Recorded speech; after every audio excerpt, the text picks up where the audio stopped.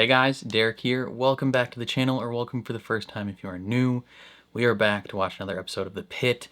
This is Season 2, Episode 15. It is the season finale, and I am very excited to jump into it.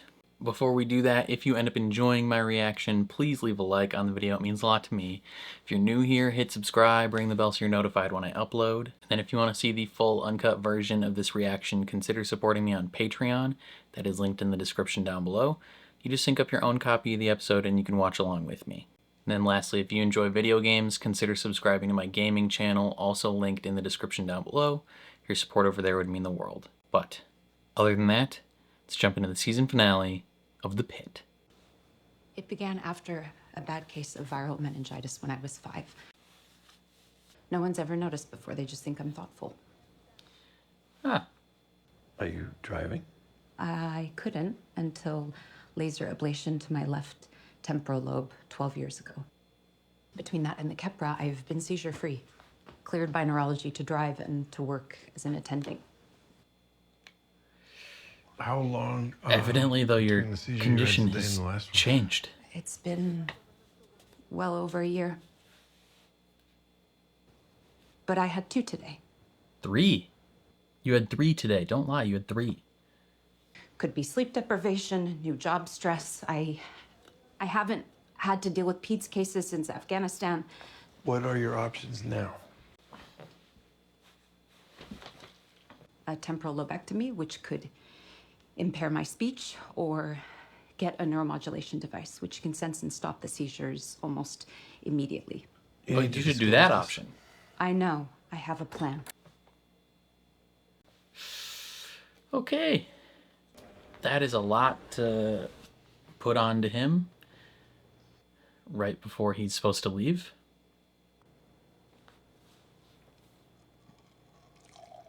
He does have to watch. Come here often?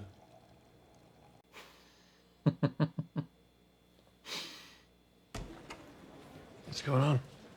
Oh, sorry, false alarm. I thought she spiked a fever, but it was the wrong chart for my analog hell. You know anybody who might consider kinship adoption? Doctors and nurses qualified. Don't look at me. Hey, can your staff keep an eye on Dr. Alice until she leaves? Why? Because I think she's tired and I don't want her to make any mistakes. Oh, great advice. Maybe you should take it. Yeah, I'm gonna go get some fresh air. Grab some for me while you're out there. Your lungs wouldn't know what to do with it. Screw you. In front of the baby, nice. We are the night crawlers. We The deal night with the crawlers. weirdest and the wildest because We are the weirdest and the wildest of them all. that is Hell right. yeah. Tonight they're really gonna be crawling. Now go get some.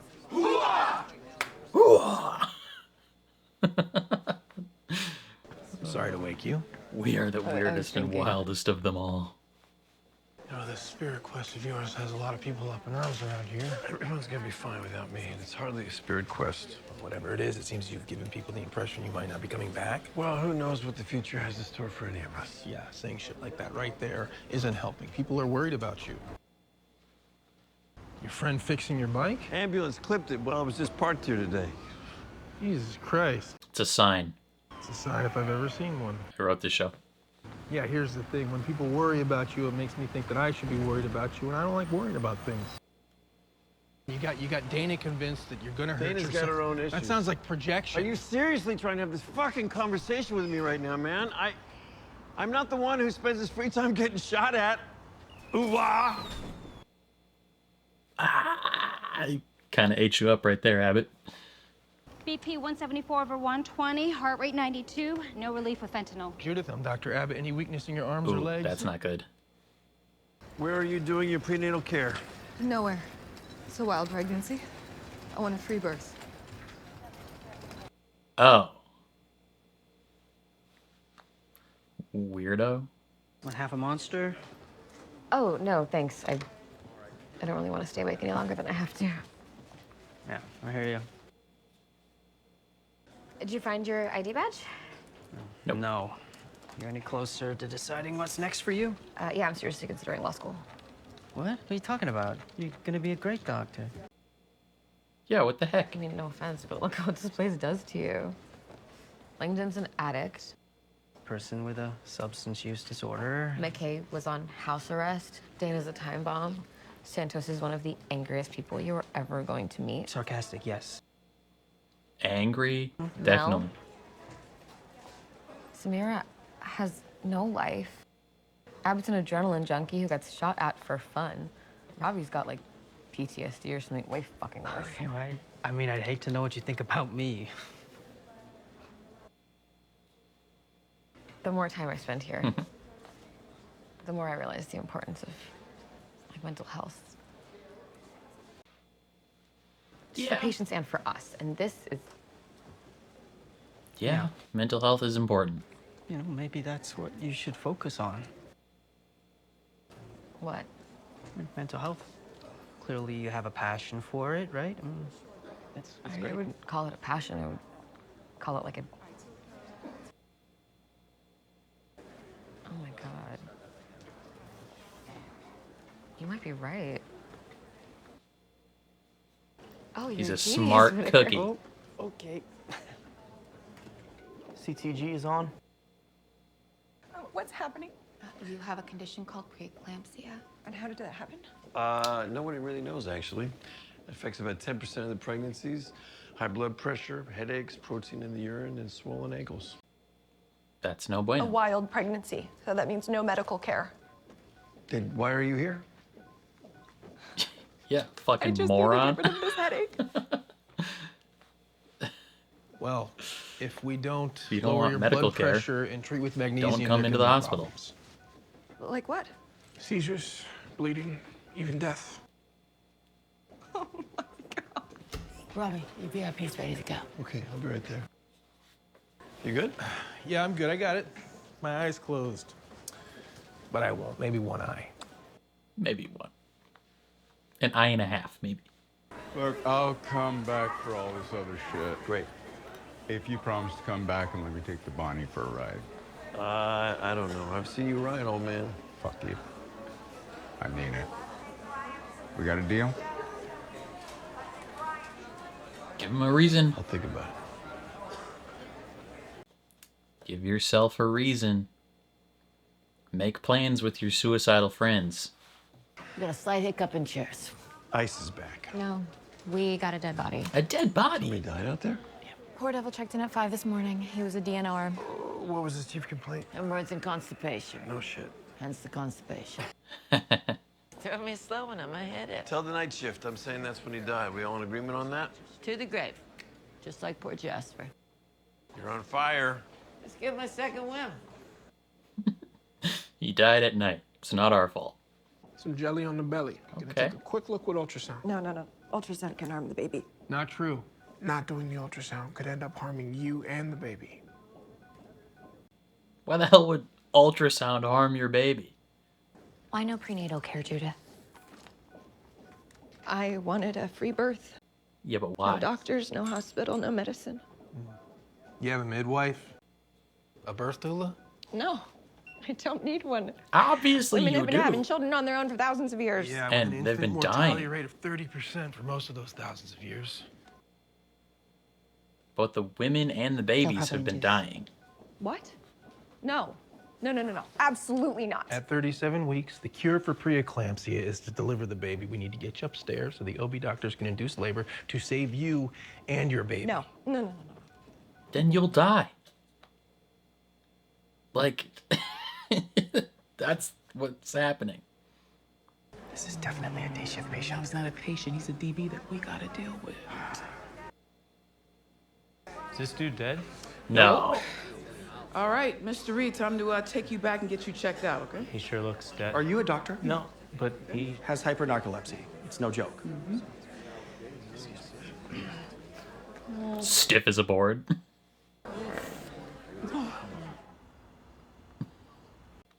He has hyper-narcolepsy. Wow. Crazy how muggy it still is out here. You seen Robbie? Not for a bit. You catch up on your charts from the beginning of the shift? She did that What are you hours still ago. doing here? Just gonna... You staying for the fireworks? Yeah. I was supposed to see them with Becca, but She is at her boyfriend Adam's family's house instead. Your sister seems like she's, pretty put together. Yeah. A lot more Testament than I to realized. how well you cared for her. How's your day? I've had better. You? Same. Then again, I've had a lot worse. Hell, I did a closed cervical reduction like an hour ago. Oh, I heard that must have been so intense. So intense. My He's hands still are still shaking. Hey, do you think you could teach me how to do that sometime? Yeah? Yeah? Yeah, sure. I mean, I hope you never have to use it. I could have paralyzed that guy. Yeah, but you didn't.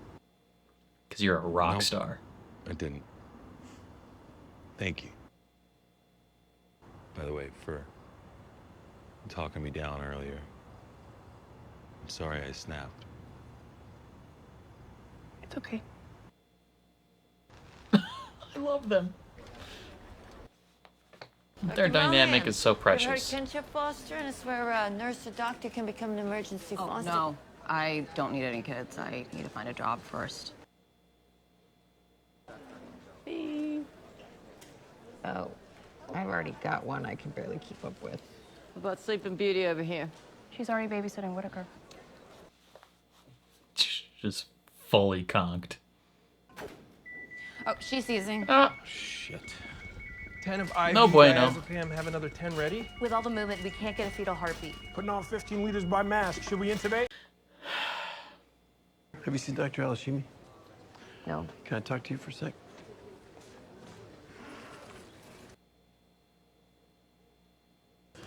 So I just wanted to let you know I've been checking out some of your online Look, I was posts. just trying to help get some health messages out there, especially I for think they're young great. people. Really good. You do. Yeah. Yeah. Keep it up. Okay. As long as you follow the HIPAA laws. I do. And wait until you're done charting.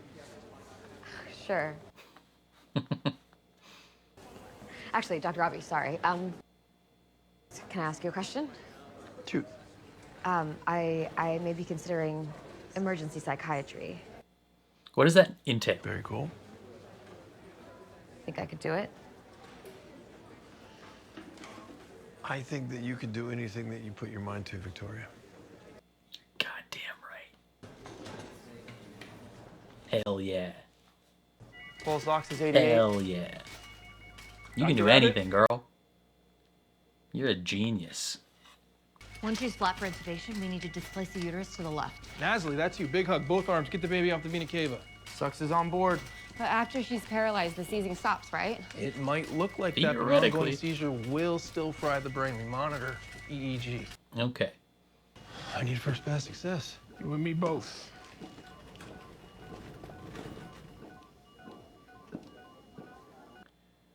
All right, full send. Have you seen Dr. Alashimi? Alashimi? How this day's going, should probably quit.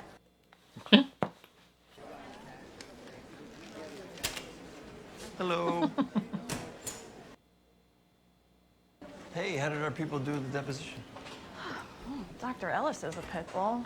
Dr. King is a petunia. They were pretty brutal with her. She's sensitive. Very. I'm afraid it isn't over. What? I want to call her back. What?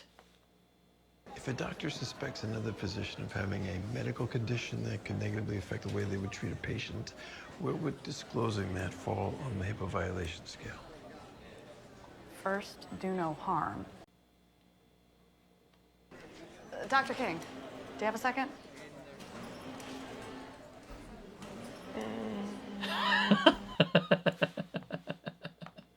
Good lung sliding bilaterally.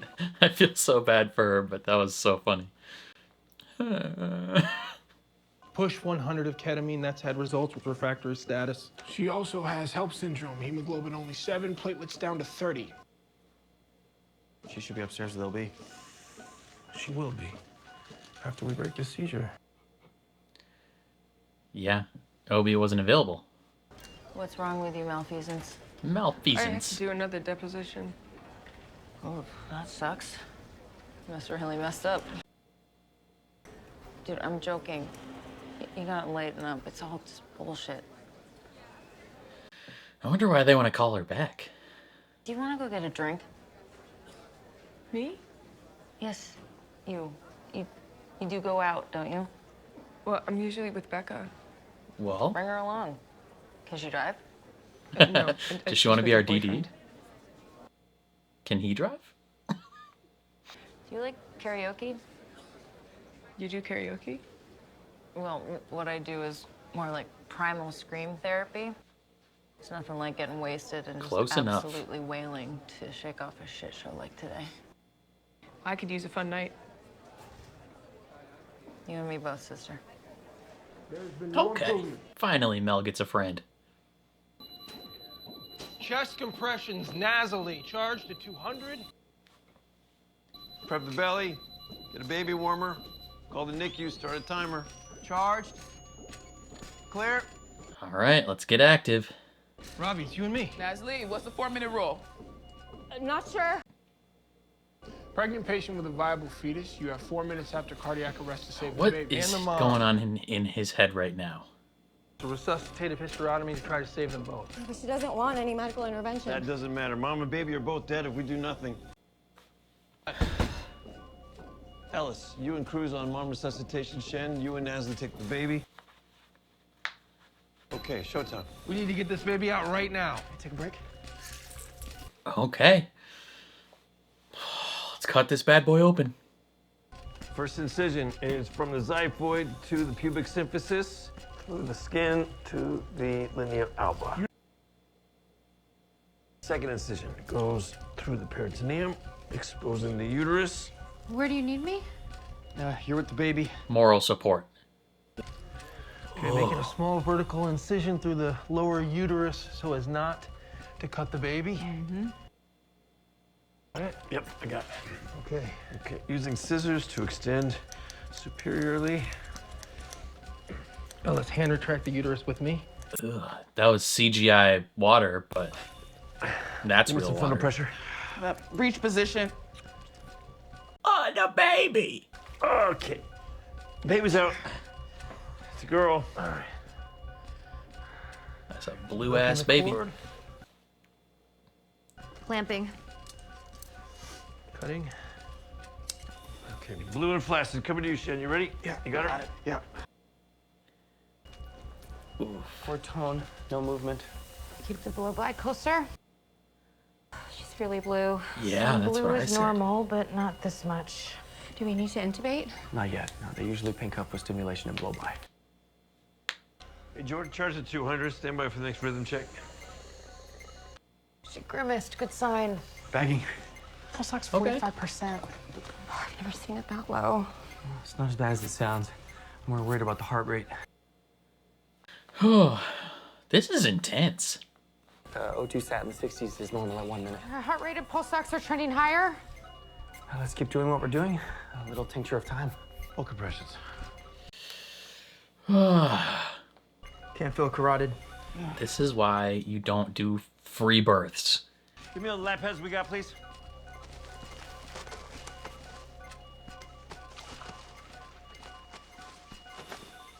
Damn, that is crazy. Just Okay, yeah, stuffing a thanks. I person full of appreciate it, honey. stuff. Oh, gotta go. Whoa, whoa, whoa. Who are you guys? Is there a problem here? Yeah, you two aren't leaving empty-handed. What? You're taking this rape kit. When are you following me? Rape kits are supposed to be picked up within 72 hours of collecting them. This one's been here for over 2 weeks. That's not on us. Yeah, it is on you. It's not bad enough these poor women go through an assault plus the indignity of the whole collection process, but nobody from the police department even has the human decency to come get these things? Like nobody there gives a flying fuck? Okay, we got it. We'll see that deeds get put into evidence properly. Thank you. How hard was that? Damn right, Dana. And I got a weak carotid. Okay, cycle the BP. No seizure activity on the EEG. Hell yeah. We're at 5 minutes. Heart That rate baby's is looking 132. better. Pulse ox 79%. Nasli, the Apgar. 1 off for color, 1 off for tone, 1 off for respiration with hypoxia, total of 7. Respiration scores for observed breathing better. and pulse ox. Stat of 80 is normal at 5 minutes. With no crying, she still gets 1 off. Oh, she just scored the winning point. Apgar of 8 is pretty normal. Let's go. Holy shit. What did I miss?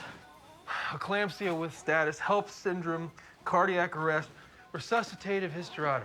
I was in the OR with a septic twin C-section. And Robbie's Text 12. freaking out. Resuscitative hysterotomy. He's having a panic attack. Impressive. BP's 102/64. Hemoglobin's up to 9. Maybe not a full panic attack, but like a NICU sending a team down. significant emotional response.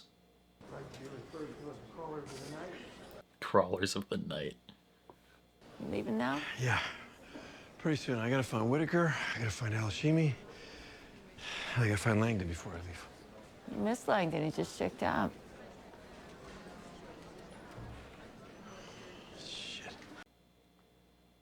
Can I help you?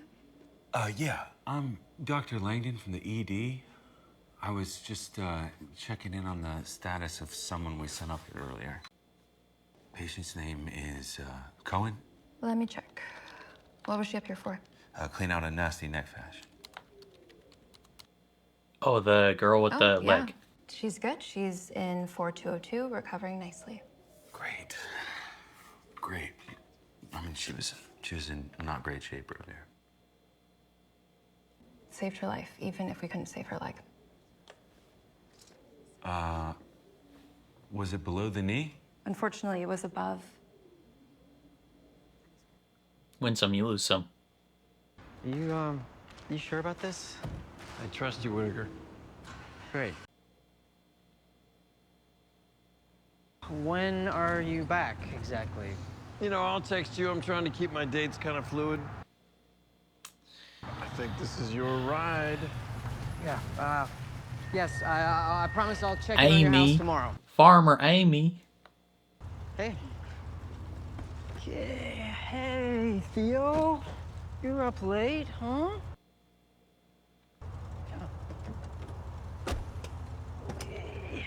Why is he driving? He Just had a 15-hour shift. Got another shoot coming in. Right on, big guy.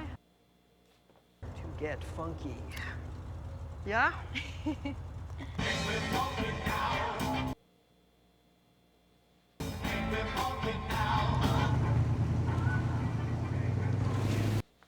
Wow. Whitaker. Hey. He'd be doing all Good right. luck picking an elective. I know that life can be challenging, especially when it doesn't work out the way you expected. Okay. I thought I would be married with 2 kids in college by now. Maybe Yeah. have some property with a pond. We could play hockey on it in the wintertime. And yet look at me now. No wife, no kids, no pond. Sometimes life kicks you in the teeth. It's never too late. Do you really believe that? Yeah. Only for me or for you too? Okay. See what you did there. Is that true or something you just said to make a point? Both. I am sorry that I let it distract me. She was treating me like a child and I was letting her. Have a good trip. Please be safe. We need you here. Even if you can be a dick sometimes. Good luck. You too. Okay. I like that they kind of made amends a little bit. Maybe soothed her mind slightly. I was just talking to the neurologist on call. And? We had a nice chat. She agrees I can work with double coverage. That's not her call to make. You can't do anything critical where a 5-second lapse in consciousness could potentially kill a patient. I agree. Yeah? But 90% of our patients don't require critical procedures. And the ones that do? 10% of patients is a lot of Will be patients. handled by whomever's working with me. Unless they're also tied up with a critical patient. What if it's a double or triple trouble? Robbie, I can handle it. No, you can't, and I can't let you.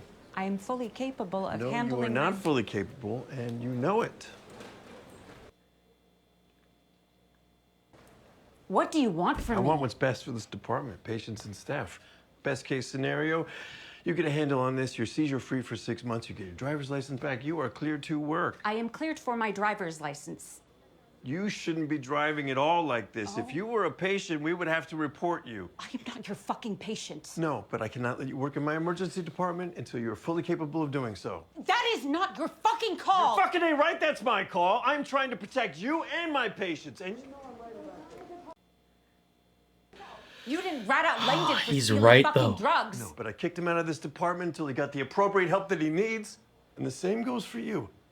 You've got until Monday to let the administration know, or I will. Damn. I think he's right. I am finished. Last chart. Hell yeah, McKay. Good job. You and me both. Is this a thing? I finished a while ago. Never want to hear that fucking bell again. But that's okay. Yo, thanks for your help in there.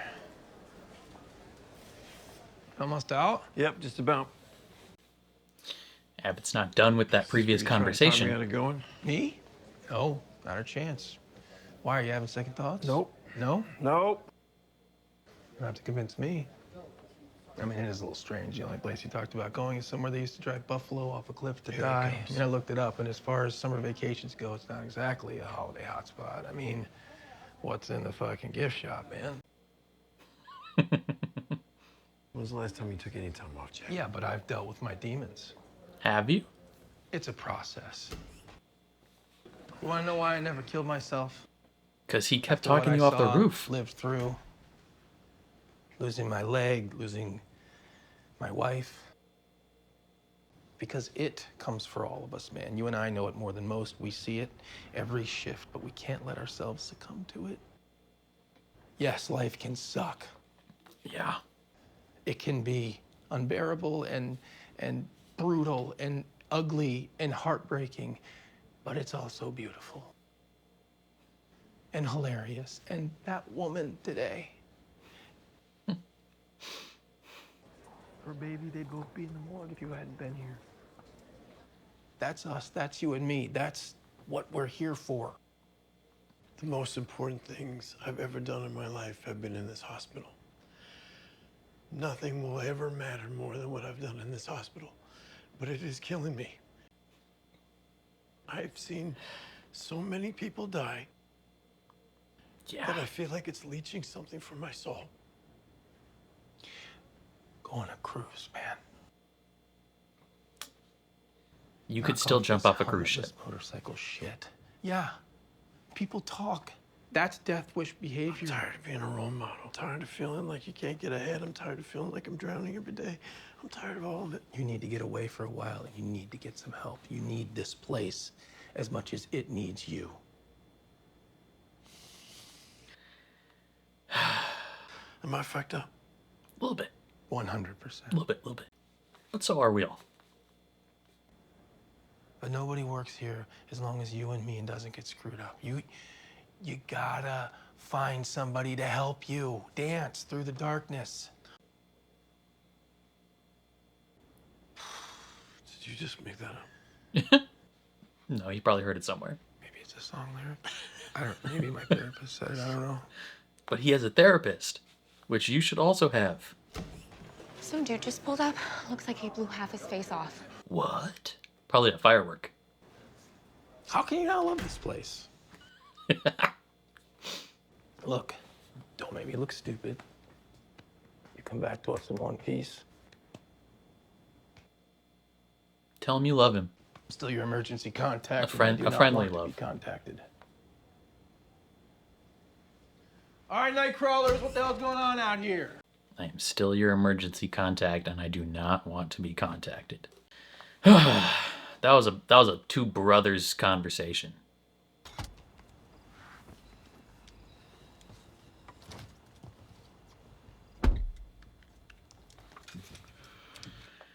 You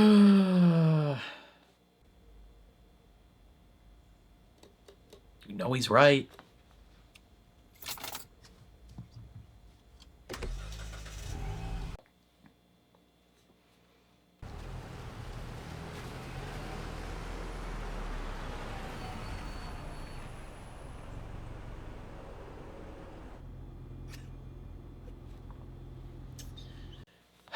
It sucks, but he is right. And she knows it. 2,000 years ago, the Chinese were throwing bamboo into fire to make explosions. Okay. They went on to invent gunpowder, and boom, the rest is history. He took Whitaker's badge. That's so funny. Sodium gives you yellow, strontium gives you red, and barium is green. And he took the mannequin.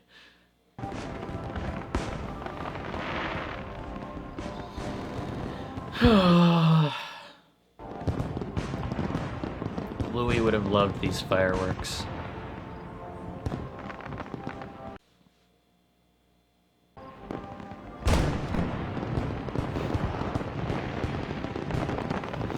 I think she's realizing the same thing.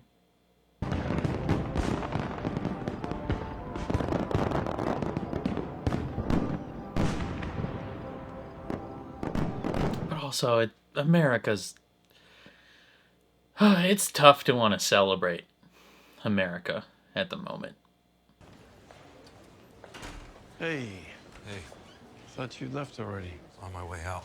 Hey, I'm sorry that I didn't find the time today to have that conversation. Yeah, that's all right. Seems like you didn't really want to.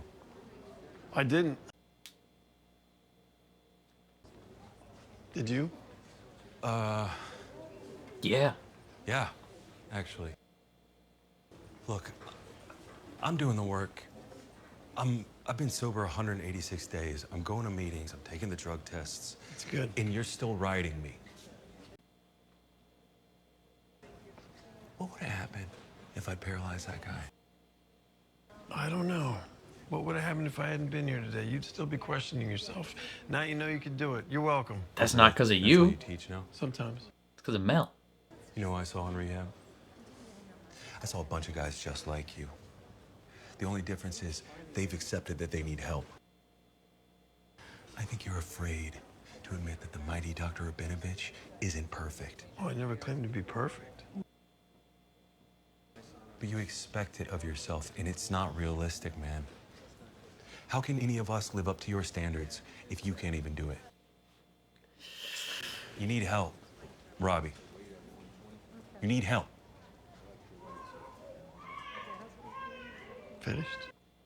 Yeah, I think he's You don't finished. gotta be honest with me, man.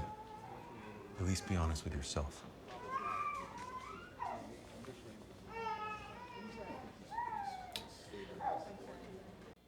I think he needed that. I think Robbie's received a lot of compassionate advice so far. I think he needed at least one person to give him a little tough love. Why are you crying, little one? You're okay. You're safe. Yeah, you're not alone. Baby Jane Doe. Robbie, are you going to adopt this kid?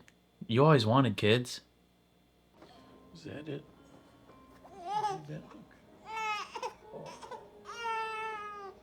I wish somebody would swallow me. Same, brother. Same. You got off to kind of a rough start. Didn't you, little one? Yeah, they're doing good now, though. Well, that makes two of us.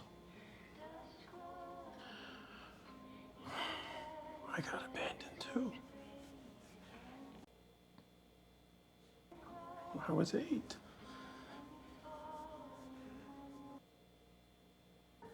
But I got through all of that, and so will you. I've got a good feeling that you're gonna be just fine. Everything's gonna be just fine. You got so many wonderful things to see, and so many people to love ahead of you. You talking to yourself, Robbie? You talking to the baby? Wonderful things to see. People to love ahead of you.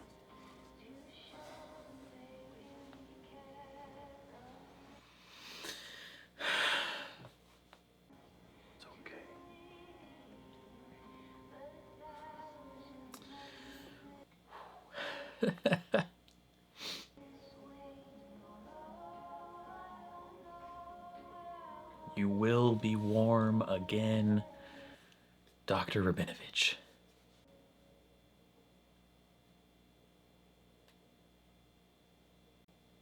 Wow. Oh, what a way to end it. Oh. Happy for you. Karaoke. An older version of me. Is she perverted like me? Will she go down on you in a theater? Alanis Morissette? But you're still alive, And I to remind you of the mess you left. I don't know the words. Headbang.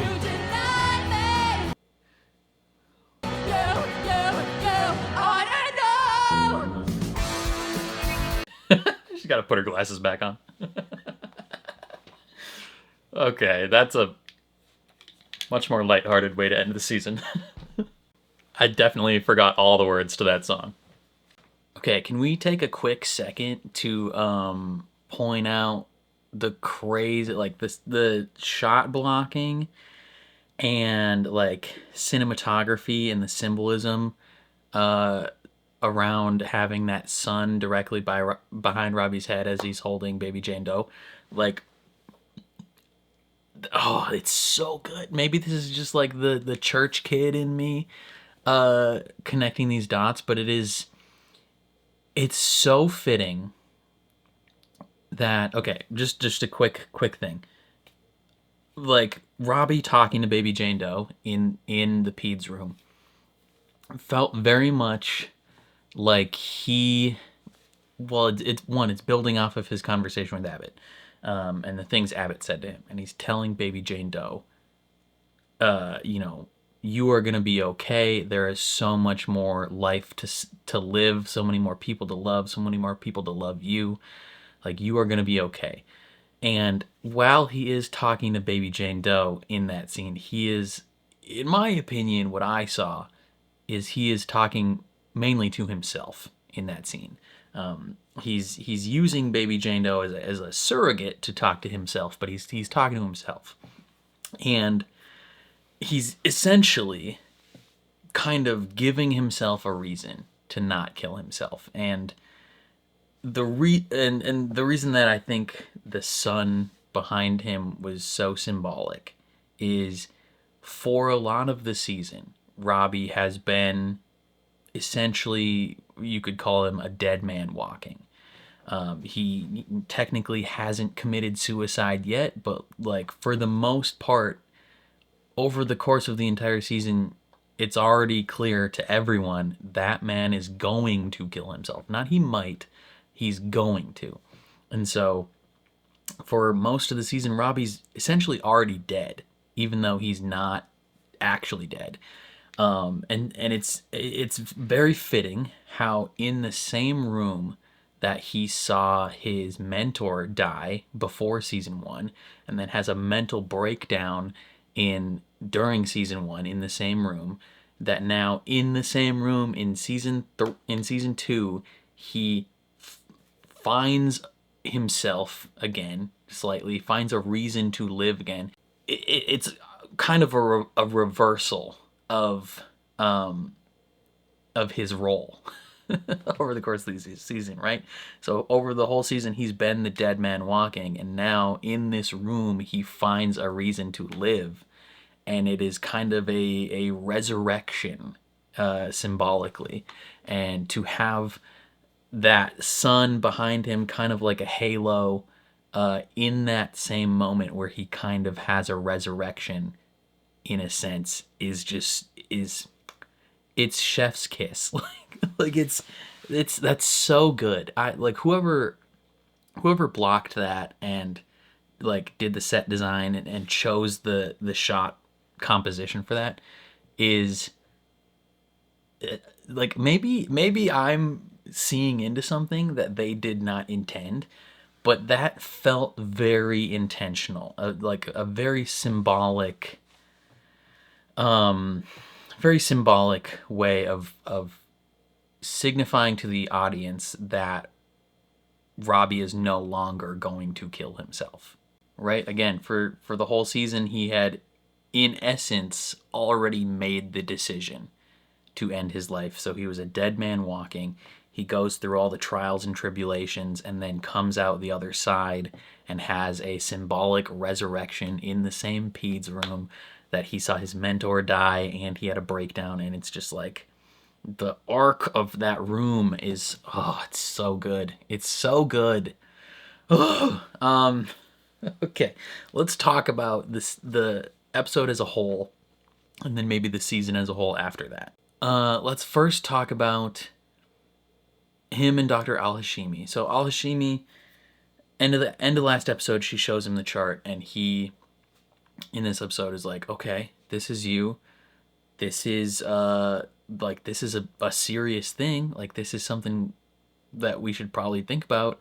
And then before they can like finish the conversation, you know, they get separated, whatever, and he has that on his mind for a decent chunk of the episode where he's like, frick, like, it's just another reason he can't leave, because he's now fully confident she cannot be in charge of this place, even in tandem with another person, right? Like, this place gets busy enough where, you know, maybe when she was in the VA, that type of thing could work. She could have someone working with her or alongside her, someone partnered with her throughout the shift where, you know, it wouldn't matter as much if she had a seizure on shift. But given the frequency of patients, the severity of patients in the Pittsburgh emergency department, like, it is not a realistic possibility that they could make that work. And so he's asking the lawyer, he's like, what are the HIPAA violations surrounding, you know, reporting this? And she tells him, do no harm. And that, I think, was her way of being like, you need to report that, because if he doesn't report that and something happens, like she has a seizure while working with a patient, that will do harm to the patient. And then, yeah, they have it out. Like, that was probably the most intense verbal exchange between two main characters that the show has had since even season 1.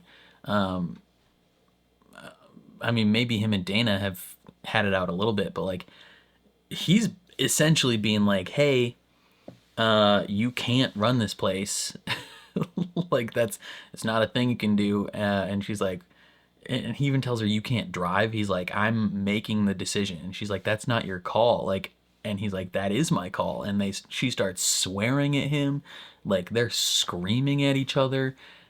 And she's calling out what she believes is his hypocrisy, being like, you didn't report Langdon for stealing drugs. And he's like, I didn't report him, but I kicked him out of the emergency department until he got the help he needs to be fit to work. Like, I'm doing the same thing to you. He's offering her the same courtesy, like being like, hey, if you don't report this yourself, I will report it for you. Because one, if you were a patient here, I would be legally required to report you. Like, you would not be able to drive a car.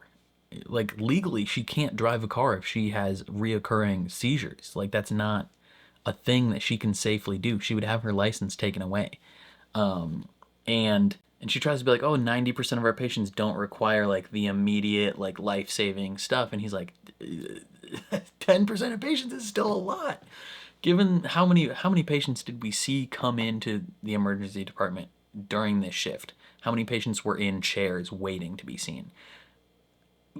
I would say, rough estimate, 250 patients altogether. I don't know. Were in chairs and got seen throughout this 15-hour shift. 10% of those are gonna need to have immediate, like, hands-on life-saving stuff, according to her stats. That's 25 patients that, if she was working on them and had a seizure, could potentially die per day. That's a lot.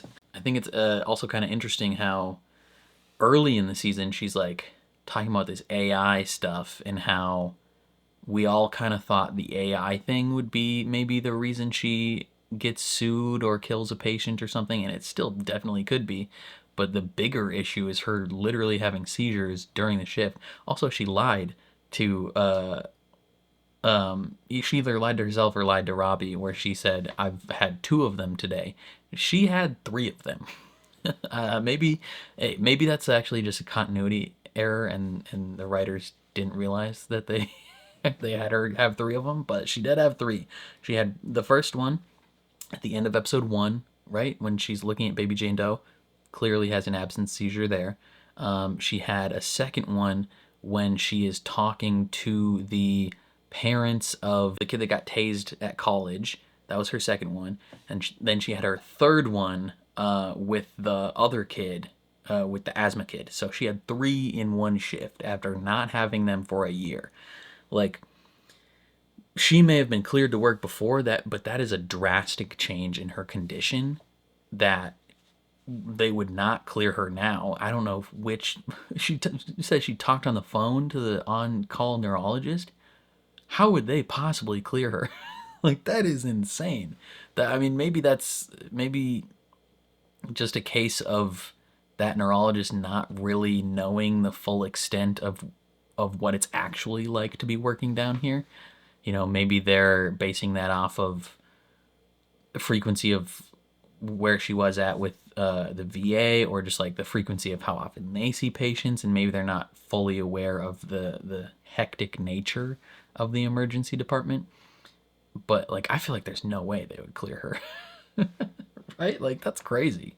But like, she seemed genuinely shocked that Robbie was like, no, like, I'm making this call, you're not allowed to work here until you figure this shit out. But she knew, I feel like even she knew that he was right, because at the end of, towards the end of the episode, she starts driving away and she stops and breaks down in her car because she knows that he's right.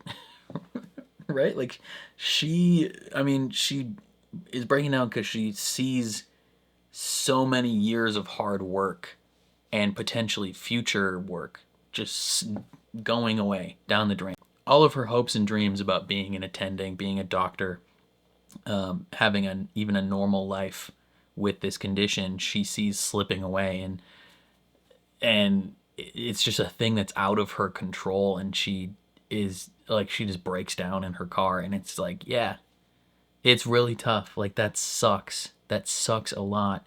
But it is the unfortunate reality oftentimes that people with disabilities have to live with, right? Like, I think they very acutely showed 2 different sides of being disabled in this season, with Mel and her sister, where they showed, yeah, you can be disabled, but you can also have a very fulfilling and active life, right? Like, your disability in that regard does not need to stop you from living a full life and having things like loved ones and boyfriends and having sex and all the, like, you can have a real full life. And then they also showed the fact that, like, sometimes your disability can rob you of the things that you are most passionate about, right? Like, it's sometimes the case that having either a mental disability or a physical disability can strip away the things that you love the most and like to do the most, and that is an unfortunate reality of the situation.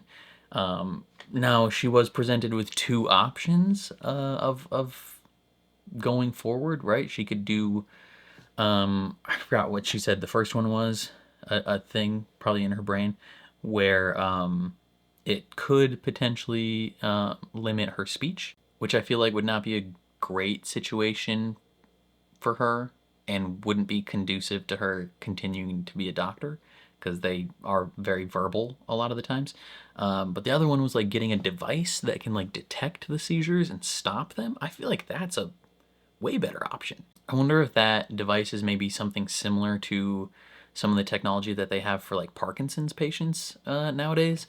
I literally just watched a YouTube video not that long ago, this past week, of this like deep brain therapy. I think that's what it's called, DRT, deep brain therapy. And it's like this device that Parkinson's patients can wear that like sends either like signals that mimic dopamine or like something similar to, you know, disrupt whatever, and can help like people who have like early onset Parkinson's and other things like that, and can help them have more control of their body, and like live life more normally than they would have been otherwise. So I wonder if that's maybe something similar. And if she got that, like that would be great. Like if she could wear a device that helps her and stops these seizures ahead of time, then I think she'd be fully capable of working as an attending in the emergency department, right? Like especially if they went forward with the idea of having two attendings on shift at all times. I think that's great. That would be perfect. And as far as I know, I think she's coming back for season 3. So I wonder if that's the route that they go, or if they go the first route, that could be another thing that disrupts, causes some drama maybe for season 3, is her dealing with the disruptions to her speech as a working attending. That would be interesting. Yeah, it sucks. It sucks. It sucks. It sucks. But Robbie was kind of fully right in that argument where she cannot be working. What else? Let's talk about the baby or the pregnant lady and the baby. That lady pisses me off. So there is nothing more, I mean, not nothing more frustrating, but like specifically when you're watching these type of things, there's not a lot that's more frustrating than having these people that are like anti-vaxxers or like just vehemently against trusting doctors or what have you, and then they still come into the emergency department when something is going wrong. And it's like, it's just so interesting that it's like, yeah, you spout all these things and you have all these ideals that you claim to hold, and you hate doctors and you think doctors are dumb and you don't trust them, but then when something's going wrong, look where you go. To the hospital, right? And him being like, who are you doing for natal care? And she's like, no one. Like, free birth, no doctors, no hospital, no medicine, nothing. And he's like, then why are you here? Like, if you don't want any doctors involved in your pregnancy, why are you here at the moment? And she's like, I just need to get rid of this headache. And it's like, okay, again, like even if you weren't pregnant and you still just needed to get rid of a headache, but you still believe doctors are dumb and you don't trust them, like why would you come in here, right? Like, to all the people in 2020 who didn't want to get the COVID vaccine because they thought doctors were like making stuff up, and they're like, this can't be trusted, this vaccine hasn't been tested. mRNA vaccines have been heavily tested and scrutinized for the past 25 years. So it's not like they just came up with the idea in 6 months.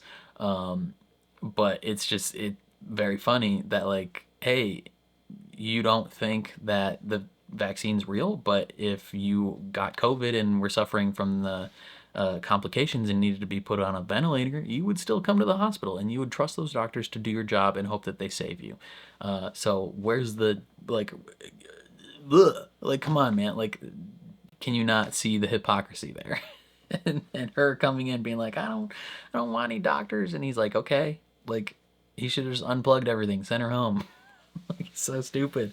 And then they're trying to help her, and she's like, no, don't do ultrasound. Ultrasound can hurt the baby. And Abbott's like, no, that's not true. Like, where would you have heard that, lady? Like, you're so stupid. like I'm glad they saved both of them, but I feel like it's just going to be another situation similar to last season where, like, they save someone's life and then that person turns around and sues them for whatever reason. It's The Incredibles where they're like, I didn't want to be saved. And it's like, I hate those people so much. But yeah, Robbie saving the baby, super cool. I mean, not just Robbie, but all of them saving the baby. It was very stressful. That was probably one of the most high intense patient scenes that we've seen. Like, it went on for a while and was very active, but they saved both of them, which was really solid. And then Robbie had a very strong emotional response to that. But it was, yeah, super good scene. I really liked it. And then there were a lot of like just character to character moments to kind of close out the season. Robbie had several moments with different people. Like he had his tough love with Langdon, where Langdon was like, "Hey man, like, Robbie tries to be like somewhat nice, I guess, where he's like, sorry we didn't get to have that conversation," and Langdon doesn't let him off easy. He's like, you didn't really want to have that conversation, so why are you apologizing right now? You didn't actually want to have that conversation. And he's like, well, did you? And he's like, yeah. Yeah, I did. Like, I did want to have that conversation. And he gives him some tough love. Like, he gives him, after a lot of people were kind of not necessarily being nice to Robbie, but like being normal or like sympathetic or hopeful or like pleading to Robbie, Langdon gives him a little bit of tough love where he's like, hey man, you're mad at me. Figure your shit out. Like, I've been putting in the work. I'm doing the work and you're still being a dick to me. Like, you need to figure out your own crap. Stop lying to yourself. Get help. And it's just like, yeah, Langdon, tell him. Like, that's right. Like, he does need to figure his crap out. Robbie also had I think, a good moment with Samira, which her ending to the season is very interesting because she's not going to be in next season. Now, I don't know if that means she's like done completely, like forever. Like maybe they could be like next season, be like, oh, she has an off day. or she's helping her mom with something, so she's out of town, and that could be an excuse for why she's not in season 3. Maybe it's entirely possible maybe they wanted to focus on some specific storylines, and they were like, hey, we got too many people. Like, maybe they saw while writing season 3 that they weren't really going to be able to give her a storyline that was worthy of her being there, if that makes sense. Like, you want your actors to come and act. You don't want them to just like hang around and just be on the show without having any meaningful storylines attached to them. So it's entirely possible that like while they were brainstorming season 3 or like fully writing out season 3 and they had locked down what stories they wanted to tell with which characters, maybe they came to the conclusion that they just didn't have a meaningful enough reason to give her a prominent role in season 3, right? Or maybe they wanted to focus on some specific storylines for other characters, and in order to give those characters justice and do their storylines justice, they couldn't have as many characters that are around. I don't know. Like, there are probably several reasons why she's not in season 3. I hope it doesn't mean that she's gone forever. Like, maybe is she a senior resident or an R3 or 4? I think, I don't know. I don't remember exactly which level she is, but I don't think she would be gone completely.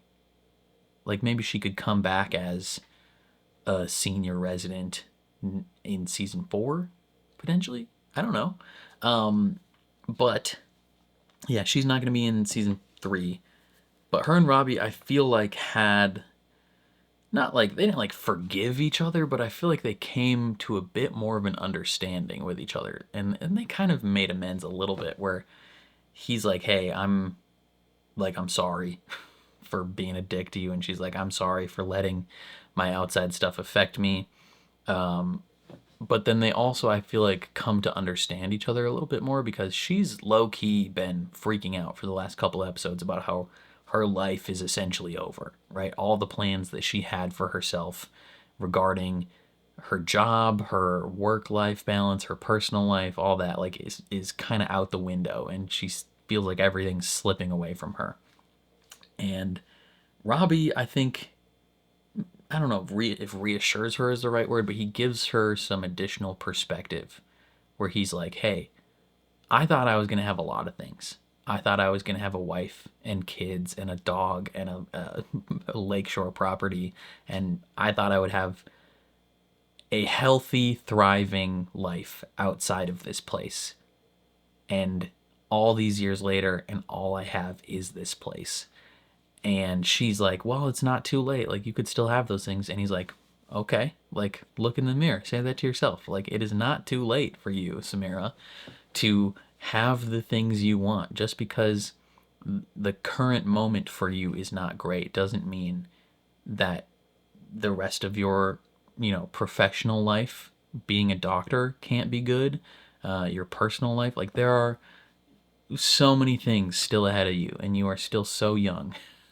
Like, and her being like, oh, I see what you did there, right? And then they have a nice little moment where she's like, good luck on your sabbatical, please come back safe, like, this place needs you, I need you.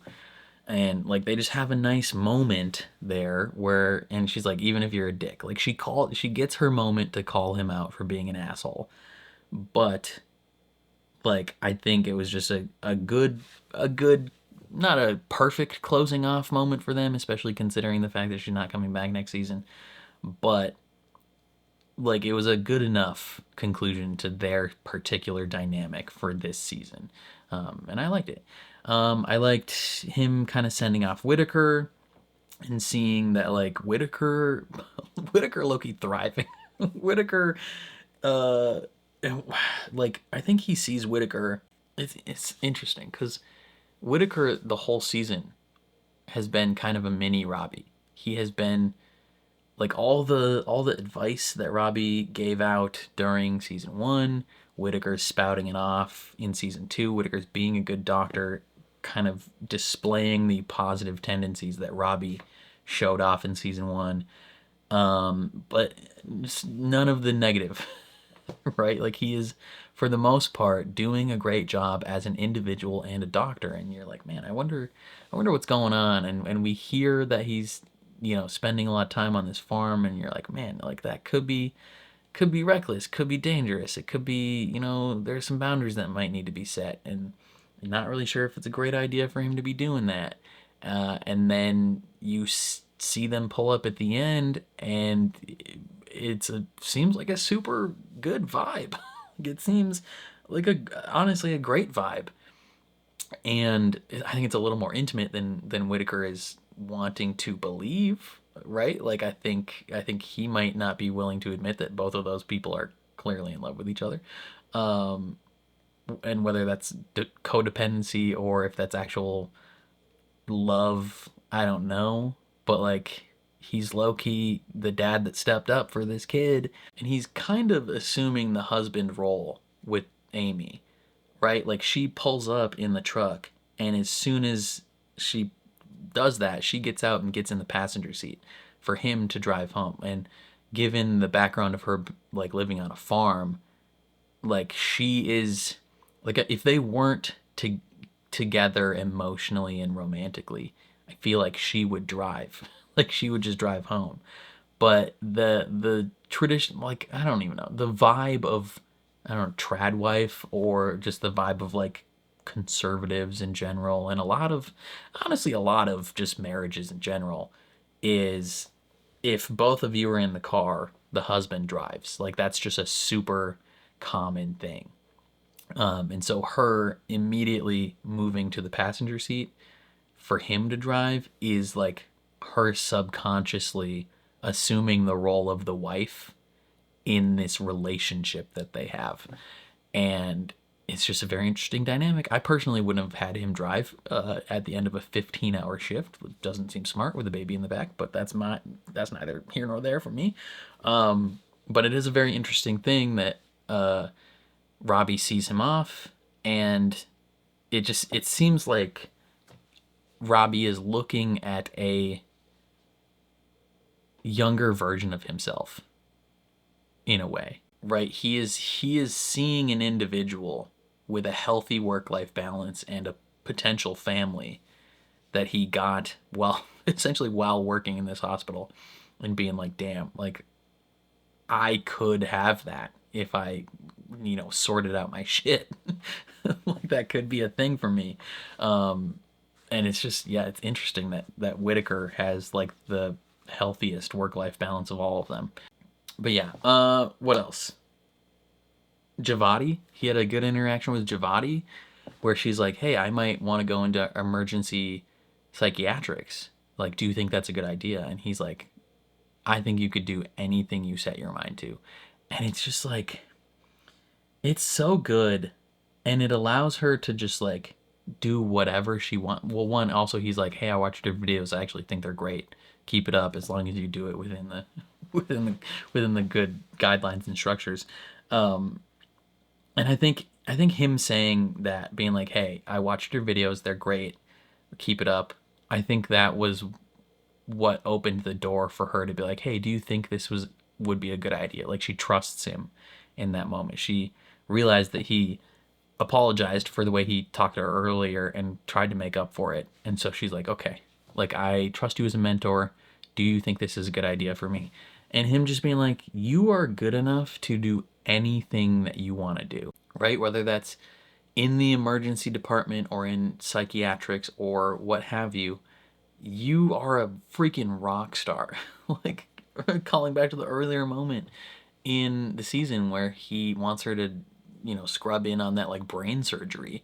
And he's like, you're going to do this. Like, essentially being like, I don't want to see you fail to live up to your potential. Like, you're going to do this. And then him being like, you can do anything you want. Like, he's just building her up. And it's such a stark contrast to the way that her mother treats her, where her mother seems to look down on her for even being down here in the emergency department. Being like, oh, like, you are less of a doctor because you're down here. Like, if you came up with me, you'd be an actual good doctor and you could feel good about yourself. Just belittling her. And then when she's in the same room as her, being like, was this your fault? Like, assuming it's her fault. And Robbie, I feel like, even though a lot of people have commented on the fact that like some of Robbie's interactions with women this season have not been perfect, to say the least. I think with Javati, honestly, with the younger students themselves, I think he's super supportive, does a really good job of building them up. And I think that was the vibe with him and Javati kind of the whole season, is he did an excellent job of building her up and instilling confidence in her to do whatever she wants to do. And I really like that. I thought it was fantastic. Now, some other people he did not have that same necessarily super great attitude with. I mean, Samira, we've talked a lot about that, but we also talked about how, that wasn't necessarily because of like sexism or anything, but because he believes that they have to be at a certain standard. Like Frank Langdon said to him, like, you hold everybody here to this crazy high standard that you can't even live up to yourself. And I think that's what he saw in Samira, is like he held her to the same standard that he wants to be at because he sees so much of himself in her. And then when neither of them are meeting that standard, he lashes out, and it's just not great. Yeah. The fireworks scene was good. I like Langdon and Mel like having a nice bonding moment where they just like, oh god, they're perfect. Everything they do together is perfect. But then the fireworks on the roof, when Perla starts crying, that was a tough scene, because it's like, it could be a couple things. It could be earlier in the season, I think Louis told her, he might have told someone else, but Louis specifically mentioned that he loves fireworks, and her and Louis were super close. Like, when those patients come in a lot, it's kind of like family. And so she's seeing these fireworks, and she could be crying about that. But she could also just be crying about like the current state of the United States. It is very, very hard to be patriotic in the world today, right? Like, I think a lot of like left-leaning, like people who lean left politically in the United States have a very interesting juxtaposition where simultaneously you kind of operate on the thought wave of like the United States has been slash sometimes is slash could be the greatest country in the world. like kind of like Robbie says to Javadi, you could do anything you set your mind to. I think legitimately the United States could be the peak of civilization. It could be legitimately the greatest country in the world if it couldn't get out of its own way. Like, it's just like, oh my god, like it is such an interesting dynamic to be born in the United States and have such immense pride for our country and have this like deep level of patriotism of like, I love living in the United States. I think I would rather live here than anywhere else in the world. I would rather have been born here than anywhere else in the world. And I think I am better off for having been born here than anywhere else in the world. That being said, there's so many ways we can improve, right? Like, I don't think we should be stuck in a mindset of we were perfect in the 1960s and we need to go back to the 1960s and not change anything, right? The whole Make America Great Again movement implies that America was America was pretty great, but it implies that America has since stopped being great, and I think that is wrong. I think America has continued to be great, just in different ways, and I think America has so many ways that it can improve and should improve, and I have patriotism for the way that America could be and should be. Like, there are levels and ideals that I think America should strive for. And yeah, so like, I have immense patriotism in that regard.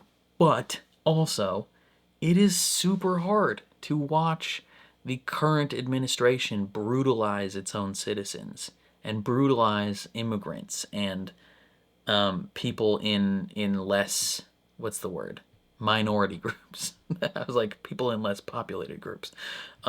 Yeah, to watch them brutalize immigrants and people in minority groups, whether that be disenfranchised groups as a whole, whether that be people of color, people on the LGBT spectrum, immigrants, disabled people, what have you. Like, to watch the current administration publicly and proudly brutalize these people and strip away their rights sucks.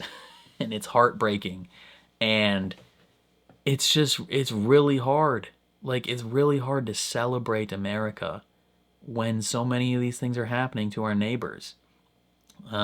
So like, like, if that's why Pearl is crying, I also totally get that, of like, to be caught between a place of deeply, deeply loving this country while also being deeply heartbroken over the state of this country is tough. It's a lot. What else? Yeah, I think oh, and then the Mel and Santos doing karaoke was great. I'm glad that Mel finally actually like got a friend, in a sense. I mean, maybe not like a full friend, but like hung out with someone, right? Like, that's kind of the end cap of both Santos and Mel's storylines, right? Santos, she was gonna see fireworks with Garcia, and Garcia blew her off, and Whitaker is going to the farm with Amy, so Santos is alone, could potentially harm herself if she's alone. Mel was gonna go to fireworks with her sister blew her off, and she feels alone and without a full life, so to have them kind of pair together and go do karaoke together, I think is just really, really nice. Yeah, like, I like that a lot. What else? Otherwise, the biggest thing in the episode is Robbie's struggle with his mental health and depression and suicidal ideation. And he's had talks with so many people over the course of the season, but him and Abbott really kind of going at each other this episode. Well, not going at each other. I don't know the best way to describe it, but Abbott essentially being like, "Hey man, you better come back." Like, you better come back, and him being like, "You trying to talk me out of it?" And he's like, "Why? No, you having doubts?" And it's just like, their dynamic is so good. Like, they're clearly so close, and like, you almost consider them brothers to a certain extent, or as close as brothers can be. You know, Abbott's literally his emergency contact. They are family. And like their conversation in the room where Abbott is like, you know why I haven't killed myself after losing my wife, losing my leg, all the things I saw in the war. One, because he had Robbie to talk him off the edge of the building basically every night. But two, because as devastating and heart-wrenching and horrible as life is and can be, there are things worth being around for sticking around for.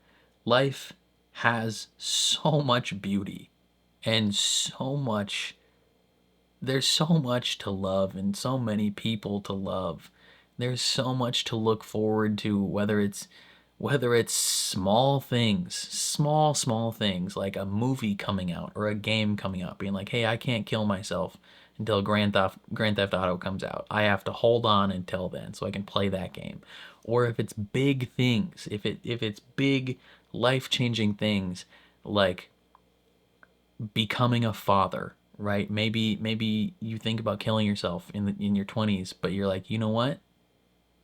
If I don't and I become a father, if I had done that, I would miss out on all these beautiful life-changing things. And so Abbott essentially telling him like, hey man, life can be so beautiful. It is not all this. It is not all death. Like, you have things to look forward to and people who love you.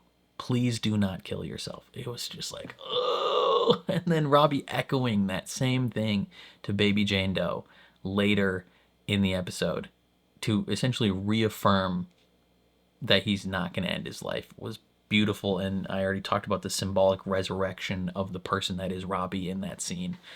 And it's just so good.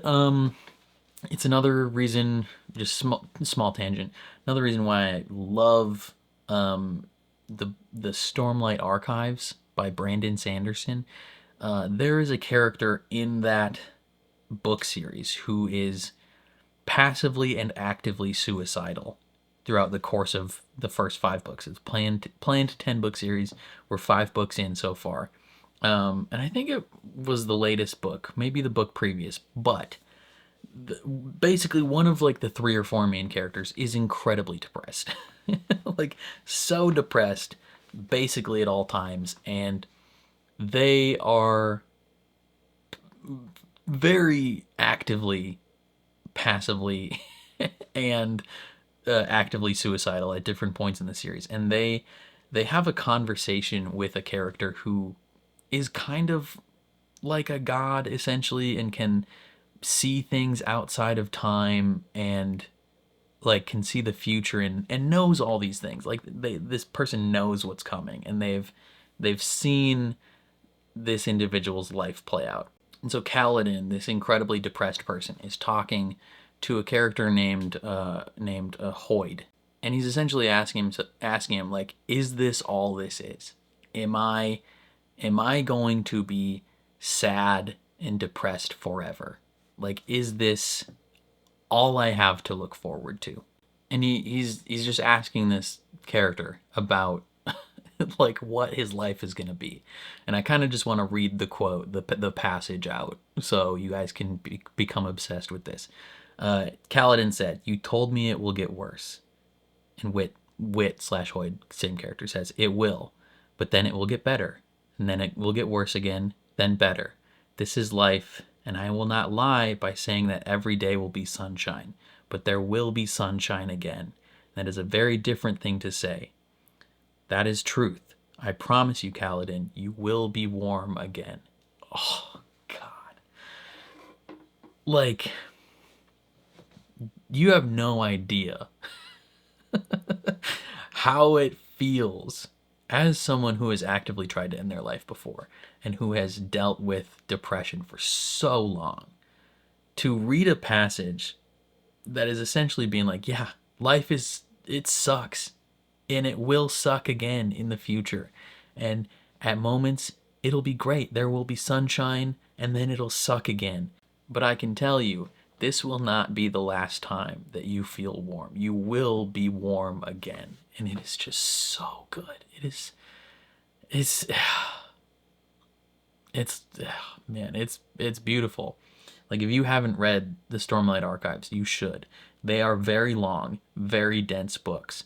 But if you have ever struggled with depression, I think the story of Kaladin Stormblessed will resonate very strongly with you. And so that conversation that Robbie has with Abbott and then echoes to Baby Jane Doe later was very impactful to me. And I got pretty emotional just listening to it, of like a man telling essentially his brother and best friend that as horrible as life can be, and even though all he sees in front of him is death and despair, and he only sees his soul being stripped away, that there are things ahead of him that will make him warm again. It's just like, oh, it's so good.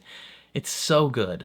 And yeah, I hope that we see the fruits of that going forward with Robbie's character.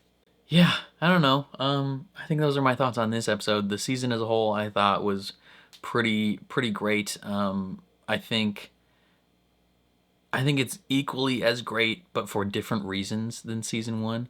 Season one is great because it's like, wow, like you're seeing super realistic medical practices being done, and then you're also seeing this group of amazing doctors rally around each other and become stronger through this like mass casualty event, and it's this large unifying thing, and this emotionally like crazy big event. Like, that is super cool. Like, season one, lightning in a bottle type thing, where like I don't think you're ever going to be able to recapture the exact vibe of season one. You know, whether this show went 2 seasons, 3 seasons, or 20 seasons, I don't think you'll ever be able to recapture the exact vibe of season one of this show. Like, it's kind of like season one of Westworld, where it's like, that is almost a perfect season of television. Season two, I think, is as good, if not better, just different in different ways. Like, the way that they focus more on like the actual doctors and their mind and their mental health and all these things. Like, we focused more on the actual characters and grew the actual characters, which I think is really great. And we also had characters that we didn't like, right? Some characters realistically took steps back. Santos took a lot of steps back in this season. We saw some characters that just started from a super deep hole. You know, Joy and Ogilvy started so low.